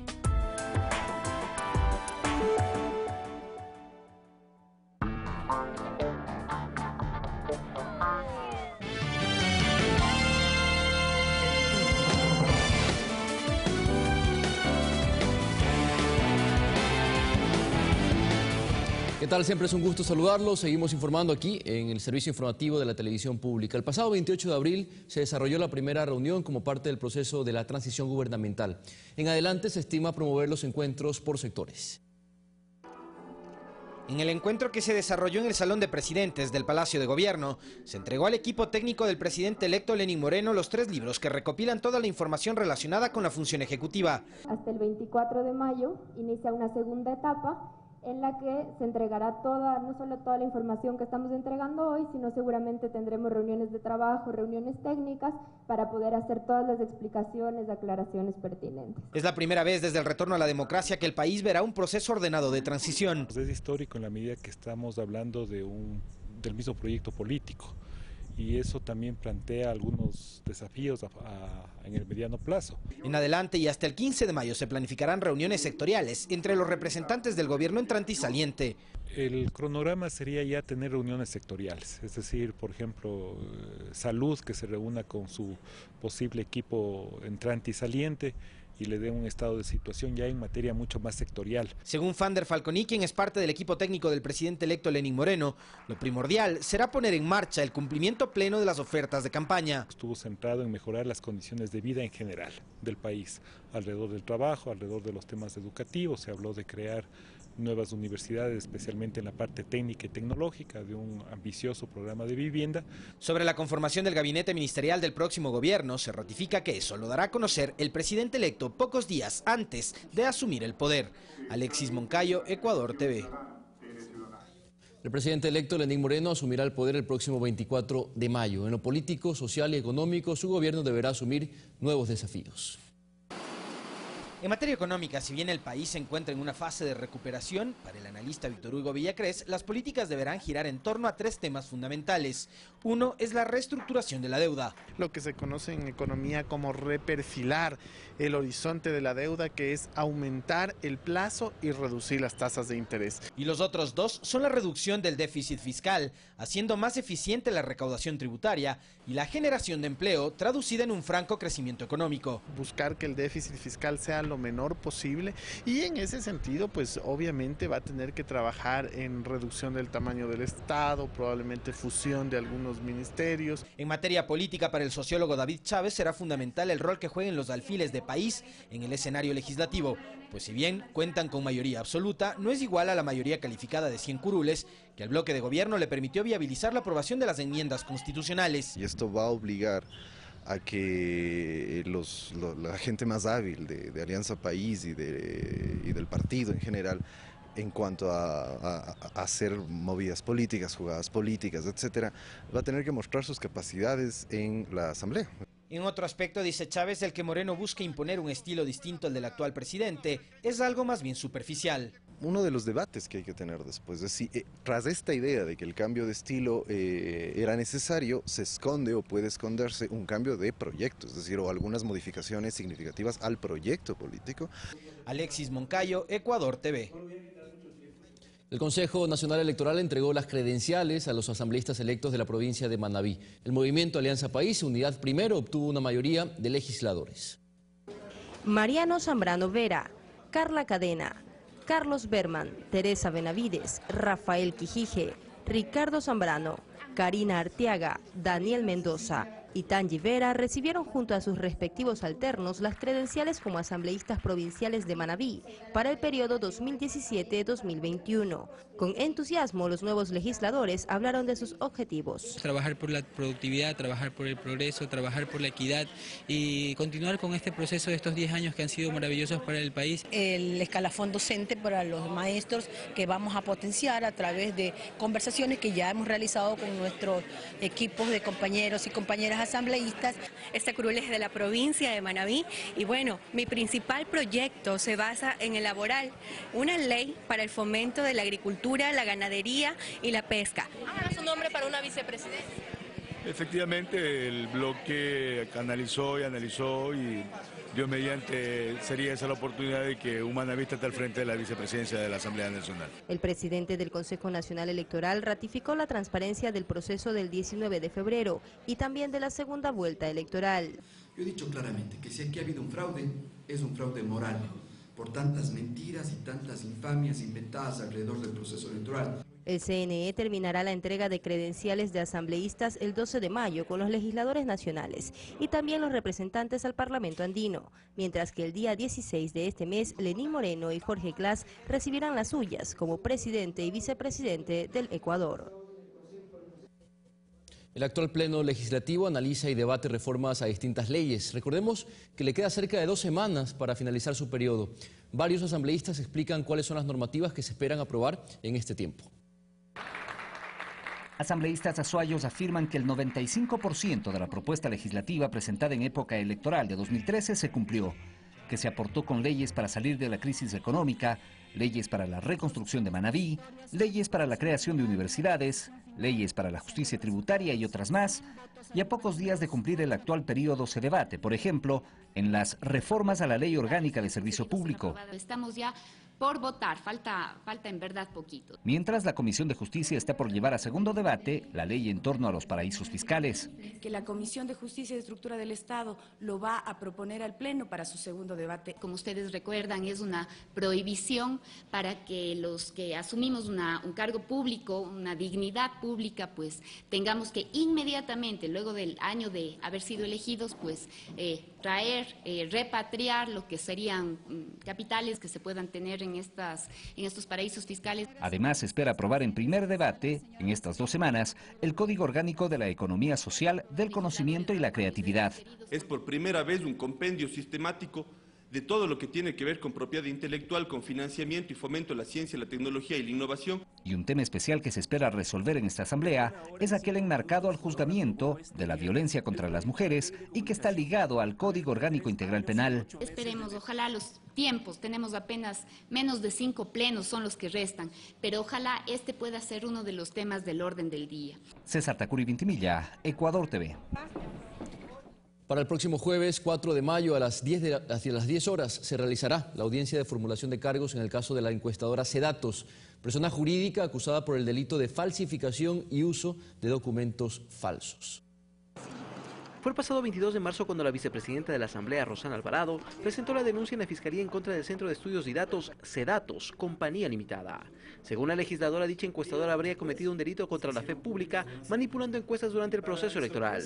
A partir de ahí se han realizado varias diligencias, entre ellas el allanamiento a las oficinas de la empresa, así como la recepción de versiones de varios ciudadanos, entre los que destacan el vicepresidente de Noticias de Coavisa, Alfonso Espinosa de los Monteros, y el propio presidente ejecutivo de Sedatos, Ángel Polibio Córdoba. Las investigaciones en este caso también han sido en torno a los resultados de las encuestas del 24 de febrero anterior, en donde a pesar de que el sondeo establecía una ventaja del entonces candidato presidencial Lenín Moreno, la publicación presentaba como vencedor a Guillermo Lasso. Según la denunciante, además está la relación contractual de Sedatos con la empresa Libercosta, la cual es de propiedad de Fernando Correa Calderón, alto funcionario del Banco de Guayaquil por 13 años, y quien habría cancelado más de $800.000 a la encuestadora. Con todos estos antecedentes, una audiencia de formulación de cargos fue convocada en este caso para el próximo jueves 4 de mayo. Por sorteo, la jueza de garantías penales, María Elena Jara, conocerá la causa en esta etapa procesal. Alex Llanos, Ecuador TV. Este viernes se retomará la audiencia en contra de Mauro T., ex asesor del alcalde de Quito. La jueza de la Unidad de Garantías Penales evaluará las pruebas presentadas y se pronunciará si será o no llamado a juicio por el presunto delito de defraudación tributaria. Por más de 7 horas continuas se desarrolló la reinstalación de la audiencia preparatoria de juicio en contra de Mauro T. En esta jornada, la fiscal Claudia Romero emitió su dictamen acusatorio en contra del procesado por la omisión de ingresos mantenidos en los años 2014 y 2015. Esto en base a informes del Servicio de Rentas Internas y de la Unidad de Análisis Financiero, conducta que ha sido recurrente desde 2010, indicó la fiscal. El abogado del SRI ratificó que en esos años el empresario recibió ingresos superiores a los $5 millones que no fueron tributados. Sobre eso, la Administración Tributaria en uso de sus facultades está determinando efectivamente cuál es el valor que le corresponde pagar.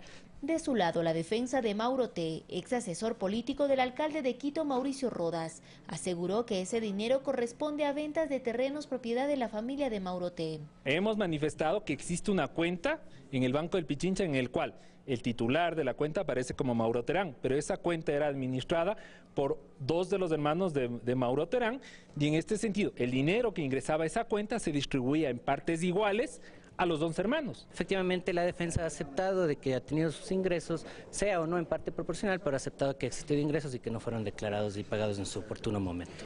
La cita se desarrolló en el Complejo Judicial Norte y fue presidida por la jueza de la Unidad de Garantías Penales, María Elena Lara, quien tras escuchar los alegatos suspendió la diligencia para analizar las correspondientes pruebas y convocó para este viernes a una nueva audiencia en la cual tiene previsto anunciar si Mauro T. será o no llamado a juicio. El expediente del caso tiene 65 cuerpos, más de 6.700 fojas. Este caso de defraudación tributaria se procesa según el artículo 298 del Código Orgánico Integral Penal, que determina una pena de hasta 7 años de cárcel. Olga Velasco, Ecuador TV.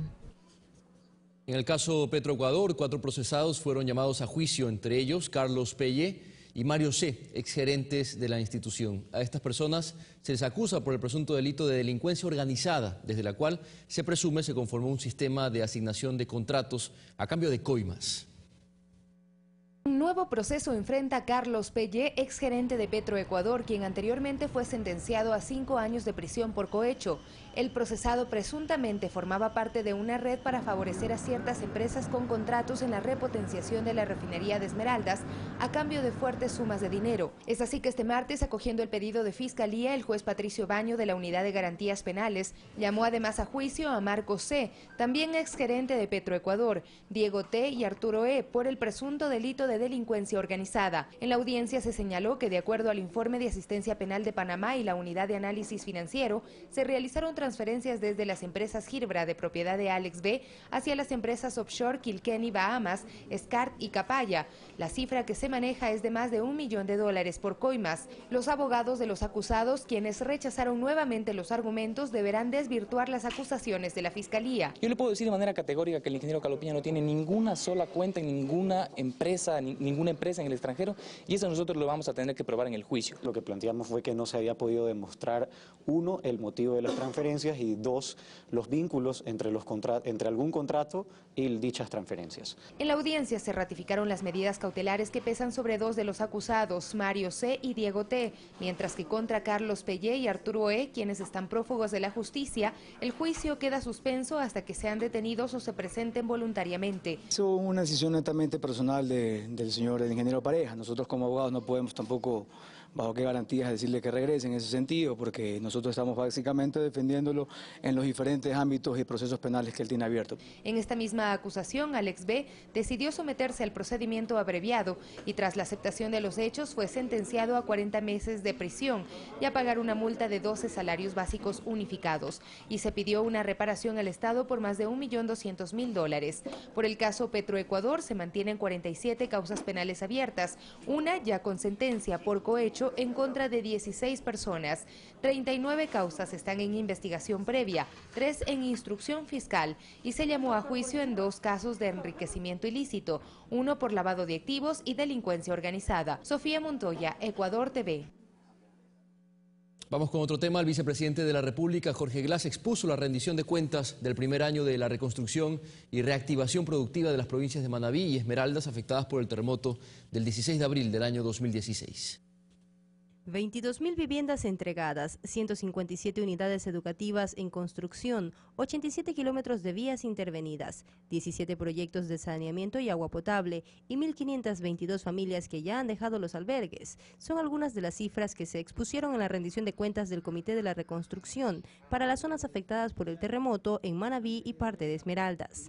Podemos saber que existe una planificación presupuestaria por 3.636 millones de dólares. La asignación, que no es lo mismo que la planificación presupuestaria, alcanza al día de hoy 2.400 millones de dólares. El vicepresidente de la República, Jorge Glass, resaltó en cambio el trabajo realizado durante el primer año después del 16 de abril.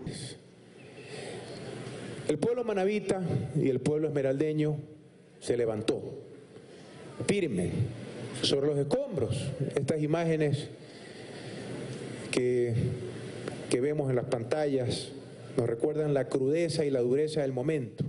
Quienes resultaron damnificados y asistieron al evento realizado en Puerto Viejo manifestaron su agradecimiento. Muy agradecida del presidente y primeramente a Dios, porque ese día volvimos a nacer. Al gobierno, claro, porque nos ha ayudado y no solamente en eso, nos ha ayudado con unos kits agrícolas. Porque gracias a Dios y al presidente recibidos acá.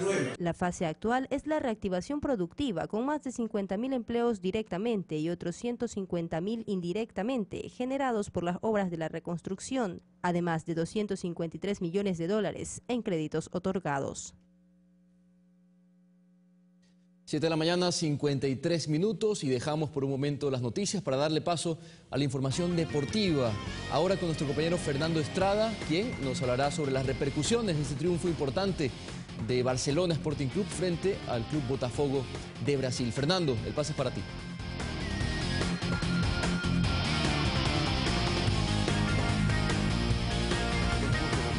mucha información deportiva, arrancar el día con fuerza y sin duda alguna lo hacemos con muy buenas noticias para el fútbol ecuatoriano. Barcelona ayer pudo conseguir su clasificación, una clasificación muy bien construida, un equipo que termina invicto en el grupo, que consiguió victorias importantes en calidad de visitante, una de local y un empate también de local, casualmente ante el mismo rival, ante Botafogo, que la semana pasada se lo había hecho pero muy complicado y probablemente muchos pensarán que el equipo brasileño pudo haberse hasta llevado la victoria en el Monumental. Barcelona viajó con otra idea y a pesar de que le faltaban piezas fundamentales en cuanto a la alineación titular habitual del equipo de Almada, bueno, el técnico uruguayo planteó un equipo muy inteligente, un equipo que me parece que sobre todo lo trabajó en lo mental, en lo anímico, en cuanto al carácter, en cuanto al coraje con el que se debe enfrentar este tipo de partidos. Y ayer Barcelona fue un equipo contemple. Jugadores que no han tenido muchos minutos, como Alemán, como Calderón, como Tito Valencia, como el mismo... ¿quién más se me está escapando por ahí? José Lloví, que hizo un gran partido. Realmente los jugadores... Estos jugadores que tenían pocos minutos en Barcelona demostraron que están para jugar cuando quiera el técnico. Realmente lo hicieron con mucho coraje y hay que destacarlo. Miren este pase de Alemán. Qué pase de Alemán, fantástico para la corrida de su compañero, en este caso José Lloví, que aguanta muy bien la marca ante la llegada del brasileño y después define ante la salida del portero para poner la primera. Barcelona en apenas 7 minutos estaba ganando el partido y la locura se encendía no solo en el país, sino también allá en las graderíos del estadio en Río de Janeiro, porque Barcelona se estaba poniendo en ventaja. Había unos pocos hinchas en los graderíos con banderas completamente identificadas con el cuadro canario y la felicidad se encendía. Qué buena manera de empezar el partido para Barcelona, que recordemos está jugando con este uniforme conmemorativo por los 92 años de vida institucional, y que así arrancaba de muy buena manera Barcelona el partido.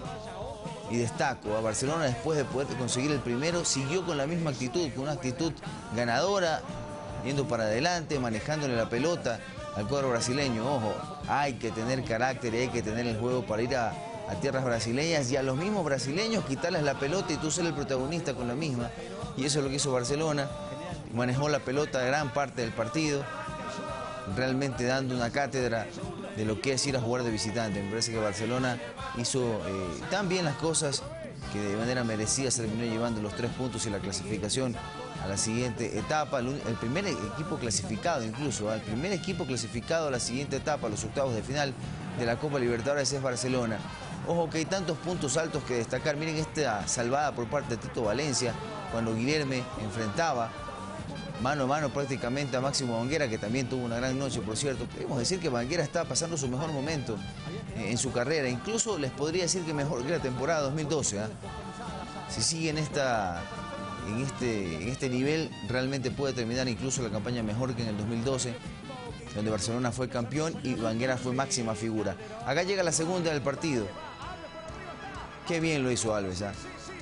Alves termina ganando por tranco, por velocidad, después de ese, entre comillas, autopase que se terminó colocando de cabeza. Ya van a ver acá, después del rechazo, vuelven a meter la pelota, él intenta pararla, pero después termina siendo un autopase, porque él en la galopada termina ganándole al zaguero y al portero en la salida. Se lleva la pelota por encima de los dos. Esta toma fantástica. Miren cómo él salta, se lleva a los dos por delante y después define a placer, revienta el arco para poner la segunda para el cuadro canario. Y Barcelona en 24 minutos estaba ganando 2-0. Probablemente ni el más optimista de los barcelonistas hubiera pensado que Barcelona iba a poder estar ganando en 24 minutos 2-0. Sí, y este señor tampoco se lo creía, el técnico del Botafogo, que su equipo estaba cayendo 2-0 después de haber hecho un muy buen partido en el Monumental. Recordemos que esto es fecha de ida y vuelta, realmente una especie de fecha espejo en el grupo, donde Barcelona lo había recibido a Botafogo la semana pasada y esta semana lo tenían que hacer los brasileños. La verdad es que Botafogo puso toda la carne al asador después, tenía que encontrar antes de que acabe el primer tiempo el gol de descuento, pero Barcelona estuvo pero muy bien en lo defensivo, muy concentrados los zagueros, muy bien Aimar, muy bien Arriaga, chicos jóvenes que vienen haciendo su experiencia con Barcelona y lo están haciendo bastante bien. Esta de Calderón pasó muy cerca también. Esta es de Alves. A mí me impresionó, hablando de Calderón, que ha tenido tan pocos minutos en esta temporada. Ahora último han venido dándose esos minutos, pero realmente jugó bien, con un tempo importante. Algo que pedía la posición, no era fácil reemplazar. Esta es una tajada fantástica de Banguera, demostrando ese gran momento. Y ojo que siguen siendo imágenes del primer tiempo lo que estamos revisando. Esta es la habilitación por parte de Alves para su compañero. Acá llegaba Tito Valencia en la corrida, el cruce de la pelota y por poco que se escribía la tercera. Y destaco lo de Calderón porque para Calderón no era fácil. Tenía que reemplazar a Matías Oyola, un jugador que es clave en el andamiaje de Barcelona. Y lo hizo realmente a la perfección, más allá de que las funciones no sean las mismas, más allá de lo que brinde el uno y el otro en la cancha no sean exactamente las mismas características, pero realmente cumplió a cabalidad. Barcelona sería injusto tener que destacar solo uno que otro jugador. Realmente en líneas generales Barcelona hizo un gran partido. Miren que ya voy destacando a Tito Valencia, a José Ayoví, a Jonathan Alves, a Calderón. Márquez también hizo un gran partido. Ya destaqué a los centrales, a Arriaga y a Aymar completamente concentrados. Velasco que de a poco va regresando a su nivel después de una lesión que lo dejó algún tiempo fuera de las canchas. Almada supo realmente plantear a su equipo dándole privilegio siempre al esquema, más no a los jugadores. Y eso hay que destacarlo en Barcelona, ¿no? Y en el técnico Almada. Ahora quiero ver quiénes son esos muchos, cuántos se van a atrever a decir en medios de comunicación, en redes sociales. Siempre confío en Almada, yo sí confío en el profe, nunca quise que se fuera. Vamos a ver realmente quiénes tienen los pantalones para hacerlo, porque muchos, hay que decirlo con sinceridad, muchos no confiaban en Almada, muchos cuando llegó esta dirigencia querían que se fuera Almada y que llegue otro técnico, y estoy hablando de hinchas, no solo de hinchas, de periodistas, y también puedo hablar de ciertos dirigentes incluso, ¿eh? Podría también decir que ciertos dirigentes, acá está bien nulitada la jugada, está en offside, el jugador del Barcelona, que ingresaba por el costado derecho, la cara de Almada. Imagínense, Almada ganaba 2-0 y la cara de pocos amigos, increíble. Acá los brasileños que sigan intentando, y lo repito, incluso podría decir que hasta ciertos dirigentes, claro que no está mal pensar distinto, ¿no? Pero no confiaban en el técnico uruguayo. Y realmente lo que ha hecho Almada con este equipo de Barcelona, respetando un proceso, respetando una idea futbolística, es realmente fantástico. Hay que destacarlo, es valorable. Está en la boca del arco que se pierde el brasileño, y acá ya era la desesperación pura de los brasileños. Nada le salía ni siquiera para llegar al descuento y Barcelona soportaba. Miren que incluso Barcelona soportaba muy bien porque Barcelona hizo un partido muy inteligente. Miren que los cambios de Almada incluso fueron de ese tipo, cambios inteligentes. Sabiendo que se le venía encima a Botafogo, Barcelona no se metió atrás. Todo lo contrario, los cambios que hizo eran ofensivos. Ustedes vieron que en pantalla ingresaba Ariel Nahuelpan. Eso también hay que destacarlo. Realmente Barcelona nunca se escondió y a pesar de la presión del equipo brasileño supo sacar el partido adelante, tratando de tener la pelota, siendo ofensivo, intentando ir para adelante, preocupando y sobre todo tratando de aprovechar esos espacios que dejaba el cuadro del Botafogo al buscar siempre el arco contrario. Le brindaba a Barcelona esa posibilidad de incluso poder poner la tercera. No lo pudo conseguir Barcelona, lo que sí pudo es mantener el resultado de 2-0. La desazón por un lado en el técnico brasileño, y algunos dirán, bueno, y Almada, Almada tampoco que estaba muy contento, ¿no? Esa es la personalidad del técnico, lo vive intensamente. Acá ya se daban los 4 minutos finales de la edición, Banguera que también hacía lo suyo, y acá el Zorro que no sabía lo que pasaba, ¿no? Realmente comparto lo que decía Andrés ayer, de algún colega periodista ese, si jugaban 3 días más a Barcelona, no le hacían un gol. No le hacían un gol porque realmente hizo muy bien las cosas el cuadro canario. Victoria merecidísima que lo coloca ya con 10 puntos y clasificado, siendo el primer clasificado a los octavos de final de la Copa Libertadores de América. Acá está la puntuación, Barcelona, que termina con 10 puntos hasta el momento en el grupo, seguido de Botafogo, que se quedó con los 7 que ya tenía, y Atlético Nacional y Estudiantes de La Plata, que están con 3 puntos después de la victoria por parte del cuadro colombiano el día de ayer, la noche de ayer también, casualmente por Copa Libertadores de América.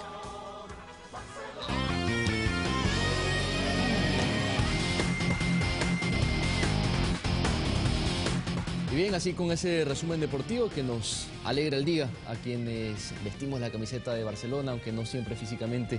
Vamos a despedir este servicio informativo. Ahora le damos paso a la comunidad. Estará nuestra compañera Guadalupe Ayoví. Conmigo, hasta un próximo encuentro.